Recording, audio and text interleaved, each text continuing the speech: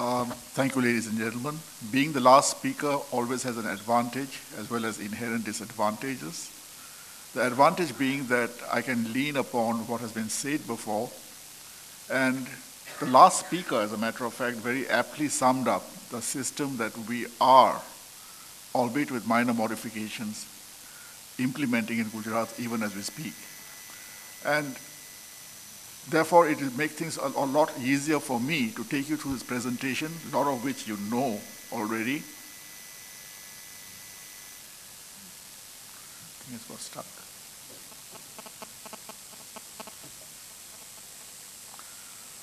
Okay.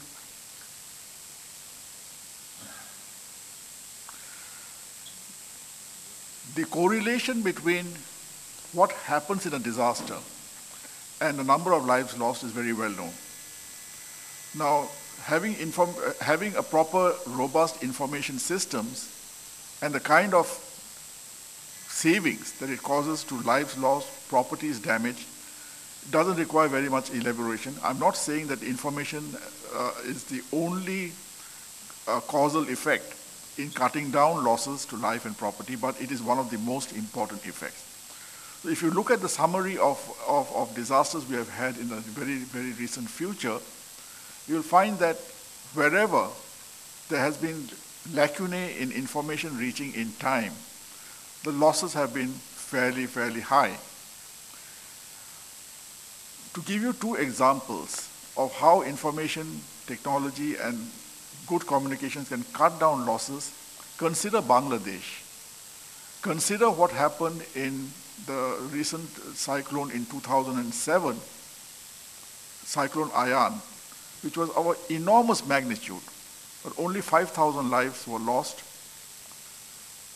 vis-a-vis what happened in 1998, where a cyclone of a lesser dimension caused almost 115,000 people to lose their lives.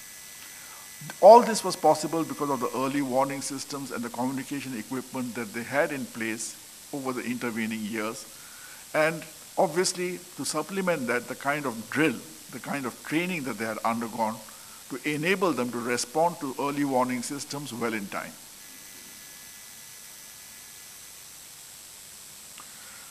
Now, ICT usage spans across different spectrums of disaster management. These are well known. The first obvious thing that you have to be concerned about is preparedness. It helps you in preparing yourself for disaster. Secondly, it helps you in response to a disaster, what happens after a disaster strikes you, the critical golden hour when all forms of communication seem to jam up, where nothing seems to work, SMSs don't get through, phone calls don't get through. What do you do? And here, I would like to reiterate what some of the speakers earlier had said, that in the disaster management field, as well as in law enforcement, you need to have systems, you need to have equipments, you need to have technologies in situ with various levels of redundancy. So much so that in case of an earthquake, when you find that even your towers have fallen down, your telephones are not working, nothing else is working, something has to work. What is it that has to work? It's the last resort. Here in Gujarat, we have basically, our system has 6 levels of redundancy. I'll be coming to that a bit later. But then ultimately, if all else fails, your SMSs fail, your telephones fail, your GSWAN fails, internet fails, your lease lines fail, then you have to go in for satellite phones. That's the last resort. And you have VSAT. But if even VSAT fails, satellite phones are the only recourse that can be had to reach from one point to the other.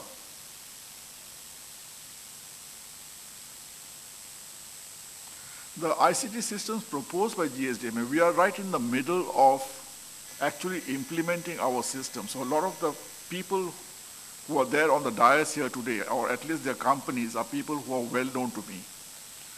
At least the companies are well known. And then there's a lot of synergy in what they say, as well as a lot of hype, because after all, they are here to sell products.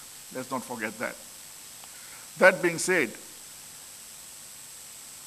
It is important when we are designing systems to have systems that enable multiple users to talk to each other. You cannot have systems that operate in silos, where the police have their own communication system, the emergency medical force has its own communication system, the fire brigade and the other first responders have their own communication systems. They should all mesh together seamlessly into a single system that works. And not only should it work even under the most adverse of situations. So the key components of the Gujarat State Disaster Response System is that you have an incident management system in the State Emergency Operating Center, a building which we have constructed at enormous cost. It cost about 40 crores to complete that building. We have got 26 district emergency operating centers, one in every district of the state virtually. We have got 35 taluka emergency operating centers that have identified 35 extremely sensitive talukas of the state. And then we are also going to have a number of villages which are particularly prone to cyclones and also earthquakes. So you have an incident management system with the incident commander sitting in the State Emergency Operating Center. It's going to be a unified communication center. There will be emergency response vehicles, which will basically carry, in case all forms of communications have broken down, these vehicles will be reaching up to the source of the emergency and be able to transmit information, be it in textual, visual, or voice, or any other form, in real time. Now what happens is the vehicle can't go up to the scene of the emergency, and the roads are broken. These vehicles will be equipped with small modules or small suitcases which can be pulled by hand by individuals and taken to the site of the disaster. I mean, it has gone down to that level of detailing. And there'll be alert and warning systems which can be activated in real time sitting here in Gandhinagar in the ACOC or sitting in a district at the DEOC by the district collector who is normally designated as the incident commander in a district. Now this gives you some details of the incident management system. I think all of you know it. And those of you who have spoken from the law and order perspective and the Home Department's perspective, the only thing that I need to tell you is that as far as natural disasters are concerned, it's a bit different from what home departments typically look at.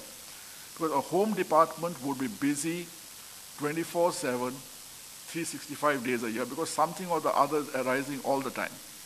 Now, natural disasters, or let us say very large natural disasters, what we normally call black swan events, happen probably once a year, once in 3 years, once in 10 years. Something of a magnitude of an earthquake probably happened once in 40 years. So your ACOC should be flexible enough to normally run with a complement of 10 to 15 people.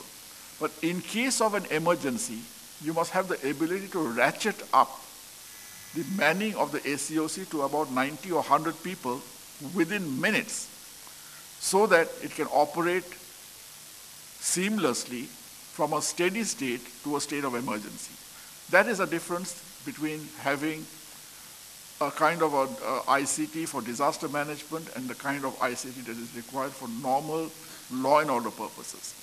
Otherwise, the principles remain the same, and the way it runs remains very much similar.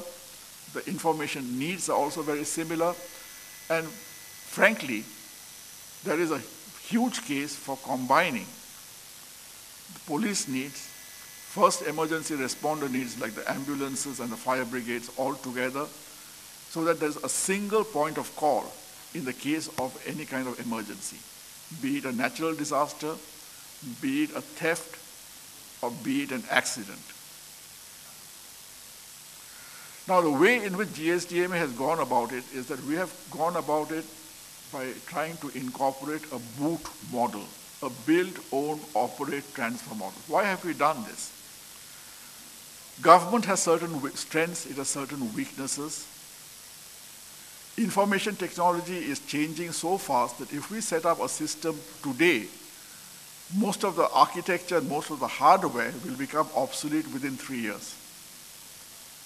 So therefore, a boot system allows us to get in an operator who will be operating according to a pre-designed concession, which casts certain duties upon him and which also has certain duties upon us, be it government, be it the GSDMA, or all of us collectively.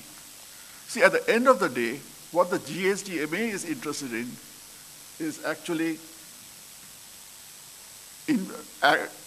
information, and that too information in time, which is what we are really concerned about, which is why we are doing it through a series of service level agreements that are very tightly knit and which we feel will work in the long term.